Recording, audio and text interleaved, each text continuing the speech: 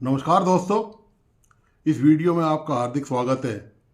दोस्तों, कल पाकिस्तान में पाकिस्तान के प्रधानमंत्री शहबाज शरीफ ने प्रधानमंत्री पद की शपथ ली। लंबे समय से, करीब एक महीने से ऊपर रिजल्ट आने के बावजूद भी वहाँ ये तय नहीं हो पा रहा था कि कौन सी पार्टी बहुमत में आए और कौन सी पार्टी को सरकार बनाए। खैर, ये मुद्दा नहीं है कि वहाँ सरकार किसने बनाई। मुद्दा ये है कि शहबाज शरीफ ने प्रधानमंत्री पद की शपथ लेते ही 3 बयान दिए। एक बयान ये दिया कि पाकिस्तान G20 की मेंबरशिप लेना चाहता है और 2030 तक पाकिस्तान G20 की मेंबरशिप ले लेगा। दूसरा बयान दिया उन्होंने चीन के लिए कि चीन पाकिस्तान का बड़ा गहरा, बड़ा अच्छा मित्र है। और आपको पता होगा कि पहले भी पूर्व जो नेता हैं पाकिस्तान के, वो चीन को भाई की तरह बता चुके हैं। तीसरा जो मुद्दा है, जो जिस पर ये विश्लेषण है, वो कश्मीर का मुद्दा है। वही राग आलापा है वापिस प्रधानमंत्री शहबाज शरीफ ने कि कश्मीर का मुद्दा, मतलब कश्मीर को पाकिस्तान लेके रहेगा, लब्बो लुआब उस मुद्दे में यही है।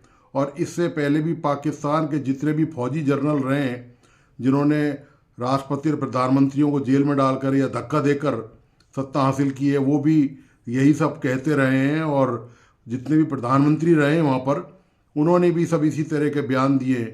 तो उनके बयान का कोई वहाँ पर, कोई बयान उनकी गंभीरता से वहाँ पर लेता नहीं है। आपको आश्चर्य होगा कि प्रधानमंत्री के बयान को पाकिस्तान में कोई गंभीरता से नहीं लेता है। और इस बयान को लेकर भारत की छोड़ो, भारत ने तो ये तय कर रखा है कि पाकिस्तान की तरफ से यदि कोई बयान आएगा तो उसका हल्का सा एक बयान भारत के विदेश मंत्रालय द्वारा दे दिया जाएगा। लेकिन और जो दूसरे इशू हैं पाकिस्तान से रिलेटेड, जो पाकिस्तान के खुद के निजी इशू हैं, अंदरूनी हालात क्यों, चाहे वो बाहर के हालात क्यों, उन पे भारत ने उसकी पूरी तरह उपेक्षा कर रखी है। इस मुद्दे पर भी भारत ने कोई बहुत ज़्यादा तीखी प्रतिक्रिया व्यक्त नहीं की, क्योंकि भारत ने उसको पूरी तरह उपेक्षित कर रखा है। और आप दूसरी तरह से यूं कह सकते हैं कि भारत ने उसको उसके रहमो करम पर छोड़ रखा है, उसके हाल पर। हाल तो आपको मैं पहले भी कई वीडियो में बता ही चुका हूँ। पाकिस्तान भुखमरी का शिकार है, IMF से लगातार कर्जे पे कर्जा लिया जा रहा है, एक पैसे का उत्पादन पाकिस्तान नहीं कर रहा है। कोई भी पाकिस्तान में आना नहीं चाहता, कोई भी पाकिस्तान में सुरक्षित महसूस नहीं करना चाहता। यहाँ तक कि पाकिस्तान की जो जनता है वो खुद भी वहाँ पर अपने आप को असुरक्षित महसूस करती है। तो ये जो कश्मीर का मुद्दा उठाया है शहबाज शरीफ ने, इस मुद्दे को लेकर वहाँ की आवाम ने क्या प्रतिक्रिया दी है, लोगों का क्या सोचना है वहाँ पर, कि क्या पाकिस्तान कश्मीर ले लेगा? क्या जो वहाँ के प्रधानमंत्री हैं उन्होंने जो बयान दिया है उसमें कुछ गंभीरता नजर आती है? क्या पाकिस्तान में कोई ऐसा कुछ मजबूत कोई आधार है, कोई ऐसी पाकिस्तान के पास जादुई ताकत है जिससे पाकिस्तान 3-3 युद्ध लड़कर भी भारत से हार चुका है और बर्बाद हो चुका है, यूं कहें हार कह चुका, कंगाली के हालत पर यदि पाकिस्तान पहुंचा है तो इस कश्मीर के मुद्दे पर लड़े गए युद्धों को लेकर ही हुआ है। तो पाकिस्तान की जनता जो वहां पर हाहाकार मचा रही है, वहां पर त्राईमाम कर रही है, रोटी के लिए त्राईमाम कर रही है, आटे के लिए कर रही है, बिजली, पानी, सड़क, स्कूल, अस्पताल, क्या क्या गिनाऊं आपको। और यहां तक कि जो पाक ऑक्युपाइड कश्मीर है उसकी आवाम भी सड़कों पे निकल चुकी है। आपको पता ही होगा कि वहां पर आटे में जो सब्सिडी दी थी सरकार ने, पाकिस्तान सरकार ने, वो वापस ले ली सब्सिडी। तो उसको लेकर वहां पर बलूचिस्तान और पाक ऑक्युपाइड जो कश्मीर का इलाका है उसके लोग सड़कों पे उतर आए कि हमें आटा चाहिए। मतलब पाक ऑक्युपाइड कश्मीर की हालत इतनी ज़्यादा खराब है कि लोगों के पास वहां पर रोटी खाने के लिए भी नहीं है, ना पैसा है, ना आटा है, ना सब्जी है, ना दाल है। और भारत के कश्मीर को तो आप जानते ही हैं कि प्रधानमंत्री नरेंद्र मोदी ने पिछले दिनों जम्मू में कई हजार करोड़ की योजनाएं, करीब 20-22 योजनाएं और करीब 25 या 27 हजार करोड़ की योजनाओं का श्री गणेश किया है। और बहुत तेजी से भारत का जो जम्मू कश्मीर का इलाका है वो पूरे देश के साथ बहुत तेजी से प्रतिस्पर्धा करके लगातार विकास के मामले में आगे बढ़ता जा रहा है। तो दोस्तों, आप इस वीडियो में देखिए कि पाकिस्तान के अवाम ने, पाकिस्तान के लोगों ने अपने ही प्रधानमंत्री को एक किस्म से पागल कह दिया। एक प्रतिक्रिया देने वाले शख्स पाकिस्तानी ने अपने प्रधानमंत्री को लगभग कह दिया कि उसकी जो बॉडी लैंग्वेज है वो एबनॉर्मल है। तो एबनॉर्मल व्यक्ति ऐसे एबनॉर्मल बयान देता है। ये मतलब पागलपन के संकेत हैं जो वहाँ के एक जो समझदार जो जागरूक नागरिक हैं पाकिस्तानी है, उसने अपने कल ही चुने गए प्रधानमंत्री के लिए ये बात कही है जब कश्मीर और दूसरे मुद्दों को लेकर प्रधानमंत्री ने बयान दिया। ये इसी तरह की प्रतिक्रिया पाकिस्तान के अवाम ने दी है कि कश्मीर के मुद्दों को लेकर पाकिस्तान की अवाम क्या कहती है। आप खुद ही देख लीजिए इस प्रतिक्रिया में कि वहाँ के लोग जो प्रधानमंत्री को कितनी गंभीरता से लेते हैं और उनके बयान की कितनी माखौल उड़ा रहे हैं। और ये आप मैं दूसरे शब्दों में कहूँ तो पाकिस्तान के नवनियुक्त प्रधानमंत्री के मुंह पर वहीं की पाकिस्तानी जनता ने तमाचा मारा है। ये तमाचा कैसे मारा है, इसकी गूंज कहाँ तक सुनाई दे रही है, इसका प्रभाव कैसा है, यह आप इस वीडियो में देखिए। और पूरे पाकिस्तान में जो हाहाकार मचा हुआ है वो शायद पाकिस्तान की नवनियुक्त सरकार को नज़र नहीं आ रहा। तो दोस्तों, इस वीडियो को आप आखिर तक देखिए कि किस तरह पाकिस्तान की आवाम ने अपने ही प्रधानमंत्री के खिलाफ क्या क्या ज़बरदस्त बोला है और क्या क्या प्रतिक्रियाएं दी हैं। आप इस वीडियो को प्लीज़ अपने दोस्तों और परिजनों को ज़रूर शेयर करें और प्लीज़ इस YouTube चैनल को लाइक सब्सक्राइब करना और बेल आइकन का बटन दबाना नहीं भूलें। तो आइए आपको पाकिस्तान के अवाम की प्रतिक्रिया दिखाने पाकिस्तान की तरफ ले चलता हूँ। धन्यवाद, नमस्कार। मौजूदा अगर देखे जाएँ तो क्या लगता है कि पाकिस्तान के हालात इस टाइम कैसे हैं? कश्मीर की भी सर उन्होंने पहली ही तकरीर में बात सुना दी कि कश्मीर भी जो है वो पाकिस्तान भारत से अनकरीब ले लेगा। नहीं, ऐसा भी पॉसिबल नहीं लगता कि ले लेगा। आपको लग रहा है एज वज़ीर आज़म ऑफ पाकिस्तान सर इस तरह की पहली स्पीच में चीज़ों को ऐड करना आपको लगता है रियलिस्टिक कोई थी तकरीर? इसे जज्बाती बयान है, ऐसा नहीं हो सकता। सर आपको लग रहा है वैलिड मतलब थे?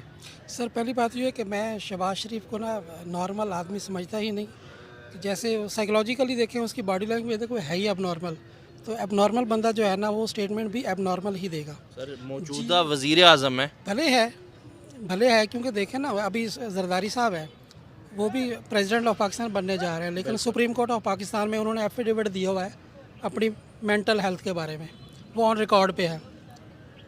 तो इसलिए अगर शहबाज शरीफ भी सारे बॉडी लैंग्वेज देख लेना, जो अभी गॉड ऑफ ऑनर हुआ है उसमें उसकी बॉडी लैंग्वेज देख लें। जब भी कोई नई गवर्नमेंट बनती है, नया वज़ीर आज़म मुंतखब होता है, सर कश्मीर की बात जो है वो ज़रूर रखी जाती है, कश्मीर के ऊपर बात की जाती है।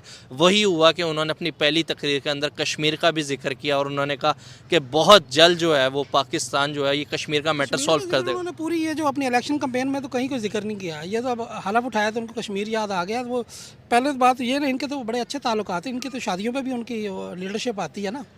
तो ये जो उन्होंने स्टेटस चेंज किया था पहले, तो अभी फर्स्ट जो फेज़ में उसी को ही रिवर्स करवा लें तो बड़ी बात है। बाकी तो ज्योग्राफी की तो वो उसके पीछे तो पूरी हिस्ट्री है ना। तो क्या लग रहा है ये स्टंट है इसके ना, इसमें कि अब नॉर्मल ये स्टेटमेंट्स हैं। लेकिन हमारे ये 24वें वज़ीर आज़म हैं, जितने भी वज़ीर आज़म रहते हैं सर ये दोगलेपन की इंतहा नहीं होगी कि एक हाथ में बगल में छुरी और मुंह में राम राम वाली बात है। आप सामने वाली कंट्रीज़ के दोस्ती का पैगाम भिजवाते हैं, आप यूए के तरले मिनते करते हैं कि हमारी बात करा दो, और दूसरी जानिब आप कहते हो कि भारत जो है कश्मीर के अंदर जुल्म कर रहा है और हम कश्मीर को आज़ाद कराएंगे। ये कैसा दोगलापन है? क्या पाकिस्तान के अंदर अमनो मान है? नहीं। क्या पाकिस्तान के अंदर जुल्म बर्बरियत कौन सा रह गया जो नहीं हुआ? सही बात है। अफसोस सहाफ़ी बरादरी को देख लें, सियासतदानों को देख लें, लेमैन को देख लें, उनके शहर जो लेमैन है उसके वोट के ऊपर डाका नहीं डाला गया। इससे बड़ा जुल्म क्या है? सही बात है। ठीक है। दूसरे नंबर पे औरतों के ऊपर क्या जुल्म हुआ, बच्चों के ऊपर क्या जुल्म हो रहा है? ठीक है, हमारे जो MPA MNA हैं उनके ऊपर क्या जुल्म हो रहा है? सही बात है। क्या ये ढका छुपा है? अब तो हमें ये बात नहीं करनी चाहिए कि इंडिया जुल्म कर रहा है, अब ये बात करनी चाहिए कि पाकिस्तान के अंदर जुल्म क्या नहीं हो रहा। सही बात ठीक है। अगली बात जो आप कर रही हैं कि दोगले म्यार की, पाकिस्तान के अंदर हर जगह पे आपको नेपोटिज्म, मुनाफिकत, दोहरा म्यार ही खालिस नजर आएगा। अच्छा, देखें वो कैसे? यहाँ पे सियासतदान को अपनी मर्जी का सियासत प्लांटेड आगे लाया जाता है। प्लांटेड सियासतदान है यहाँ के, पहले इम्पोर्टेड था, हाँ। अब प्लांटेड। सही बात है। ठीक हो गया। हाँ। अब ये होता क्या है, जो आपने बात की कि हर बंदा जो है वो मुनाफिकत का सहारा ले रहा है, और इंडिया हमारे साथ, इंडिया से हम बात कर रहे हैं कि वो हमारे साथ तजारत करे। उससे बात कर रहे हैं वो मसला कश्मीर हल करे, उससे बात कर रहे हैं वो हमसे तल्लुकात ठीक करे। कैसे? आपके पीछे कौन है? एक ताकत होती है, ठीक, वो किसकी होती है? मेरिटोक्रेसी की। हमने मेरिटोक्रेसी का कत्ल किया है, जिस वजह से हम हर फील्ड के अंदर पीछे जा रहे हैं। आपको पता है गल्फ कंट्रीज़ के अंदर जो सऊदी अरेबिया है उसने $10 बिलियन की तजारत का हदफ रखा है कि इंडिया के साथ वो करनी है, लेकिन पाकिस्तानियों के लिए उसने क्या रखा है? उसने कहा सदके की खजूरें पाकिस्तानियों को देनी है। सच में? ठीक है। हाँ। अब देखें कि आपके साथ मतलब हमें लोग सदका और खैरात देते हैं, हैं? सदका खैरात भी देते हैं। हाँ। और दूसरी बात यह है कि हमारा मुल्क जो है या जो हमारी शनाख्त है वो बकारियों की है। जी जी, ये बड़ी अफसोस ठीक है। करना पड़ता है। हाँ अब जी, अगला मसला क्या है क्या? कि जब तक आपके पास मॉरल ताकत नहीं होगी, हाँ। अवामी ताकत नहीं होगी, मेरिट की ताकत नहीं होगी, तो कौन मुल्क आपके साथ करेगा? सही कौन बात सा मुल्क है जो आपके साथ बैठने को आपके पास आपके साथ आपकी अवाम नहीं खड़ी? सही बात क्योंकि है। उनके मैंडेट के ऊपर आपने डाका डाला है। जब आपके साथ आपके घर वाले नहीं खड़े होंगे, बाहर वाला क्यों खड़ा होगा? कि मसला कश्मीर का बड़ा बेहतरीन हल जो है वो उनकी इंडिया की और पाकिस्तान की आवाम की उमंगों के आइन मुताबिक इलेक्शन करवा लिया जाए। लेकिन रिकमेंड मैं ये करूँगा कि इलेक्शन कमिश्नर पाकिस्तान का हो, जिन्होंने मैनेज करना है वो पाकिस्तानी हो। इंडिया को थोड़ी सी हिम्मत कर लेनी चाहिए, हमारे इलेक्शन कमिश्नर को जिन्होंने बड़े अच्छे साफ फ्री एंड फेयर साफ सुथरे इलेक्शन करवाए हैं वो कश्मीर में भी करवा लें। अच्छा, इंशाल्लाह उनको मायूसी नहीं होगी और मसला कश्मीर भी हल हो जाएगा। अगर पाकिस्तानी गए वहाँ जी पर, जी, हाँ? पाकिस्तानी इलेक्शन कमिश्नर हमारे जो है ना, इतने खूबसूरत इलेक्शन जिन्होंने करवाए हैं, इनकी खिदमात ले लें तो ये मसला हल हो जाएगा। सर एक और ख़बर मैं आपके साथ शेयर करूं, ये वीडियो भी दोस्तों मैं लगाऊंगी स्क्रीन के ऊपर। आज़ाद कश्मीर के लोगों का कहना ये है कि 5 मार्च आखिरी डेडलाइन है, हमें हमारी जॉब्स वापस करो, पेंशन्स के पैसे दो, जितनी भी वहाँ पे डिस्पेंसरी है, दवाइयाँ नहीं है, डॉक्टर नहीं है। उन्होंने कहा कि हम लाइन ऑफ कंट्रोल पार करके इंडिया में जाएंगे। 5 मार्च डेडलाइन है। अब इसके ऊपर मातम करने को दिल करता है। अच्छा। लेकिन हमें सोचना चाहिए, क्रिटिकल एनालिसिस करना चाहिए कि ये बात कश्मीरी नहीं कर रहे, हाँ आज़ाद कश्मीर वाले ये बात कर रहे हैं। हाँ। लेकिन ज़रा इसके बिहाइंड द सीन भी देखें। जी, ये बात जनूबी पंजाब वाले भी कर रहे हैं, ये बात गलगित बल्तिस्तान वाले भी कर रहे हैं, ये बात जो है जो बलूचिस्तान वाले भी कर रहे हैं। इनका कसूर क्या था? क्यों ऐसा किया जा रहा है? अब छोटी सी मिसाल आपको देता हूँ। लाहौर के अंदर ऑरेंज ट्रेन चल रही है, लाहौर के अंदर मेट्रो बस चल रही है। इसका टैक्स जो है वो जनूबी पंजाब वाले भी दे रहे हैं या नहीं दे रहे? क्या वो सफ़र कर रहे हैं? नहीं। उनको कि ये सहूलत जो है ये तो सिर्फ लाहौर वाले लोग इस्तेमाल कर रहे हैं, क्या उनके साथ ज्यादती नहीं हो रही? बहुत ज़्यादा, और टैक्स उनसे लिया जा रहा है। गैस कहाँ से आती है? बलूचिस्तान से। क्या वो इस्तेमाल कर रहे हैं? सर उनके पास सैलाब आया हुआ है, उन्होंने इतनी हड़तालें की, कोई इन्हें रेस्क्यू करने नहीं गया। उनके लाभ रेस्क्यू की बात तो बड़ी दूर की है। उनकी जो मारंग आई हुई थी इस्लामाबाद में, ठीक है, हाँ। वो अपने खामंद जो उनके गुम हुए हैं, उनके जो बच्चे, उनके जो नौजवान गायब हैं, क्या उनकी कोई तलाह मिल रही है? कहाँ हैं हमारे इदारे जिन्होंने इंसाफ फराहम करना है? कहाँ हैं वो अदारे जिन्होंने लोगों की हिफाजत करनी है? कहाँ हैं वो लोग जो बाजियाब होने हैं? कहाँ गायब हो गए हैं? अगर इंडिया की बात करें, वो मालदीव को बड़ी उन्होंने हेल्प की, श्रीलंका में उन्होंने बड़ी हेल्प की, बांग्लादेश के साथ उनके बड़े अच्छे रिलेशन हैं। लेकिन जहाँ पे उनके कंट्री की बात आती है, प्रायोरिटी पे वो अपने कंट्री को रखते हैं। क्या कहना चाहेंगे? सबसे पहले तो ना मैं ये कहूँगा कि इन्ना लिल्लाही व इन्ना इलैहि राजिऊन असल जो चीज़ है, जो सबसे बड़ा यकीन करें कि बात मुझसे ना हो नहीं पा रही। ये तो किसी के मरने पे कहा जाता है और आपने तो पाकिस्तान के हवाले से बात हो रही है और ये बोल दी है। और मैं इस चीज़ पे बड़ा अफसरदा हूँ कि आपने जो बात की है ना कि ये किसी के मरने पे कहा जाता है, ठीक है। और मुझे ये बड़ा अफसोस है कि हमारा मुल्क ये मर ही चुका है।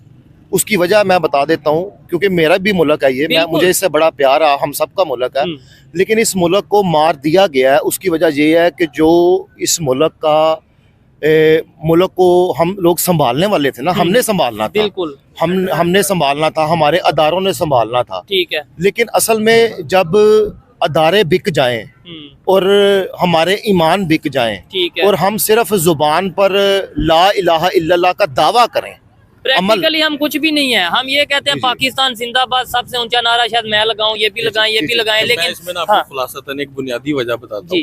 नहीं, तो एक चीज इन शॉर्ट ज्यादा नहीं चलता। हाँ, हम इस वक्त बैठे हैं शंघाई चाइनीज रेस्टोरेंट पे। इसका एक मालिक है, ठीक है, वो अपनी दुकान के साथ सबसे पहले लॉयल है, ठीक जाहिर है वो यहाँ बैठा है, कुछ कमाना बिजनेस चाह रहा फ्री है। चलेगा।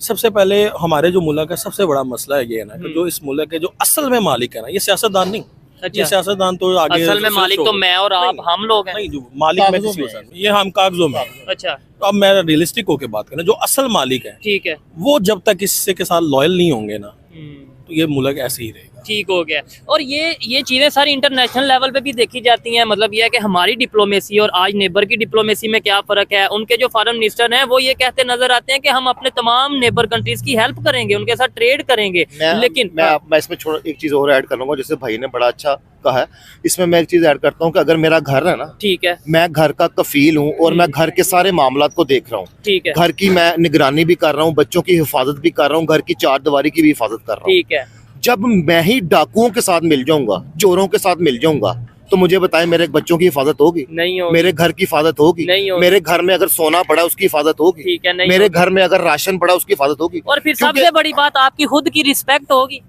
हर चीज खत्म, बर्बाद हो जाएगी ना। ये चीज़ जब है। घर वाले घर अपने घर से मुखलस नहीं होंगे, तो जो इर्द गिर्द के जो आप मुल्कों की बात कर रहे हैं वो तो आपके मुल्क को खा जाएंगे।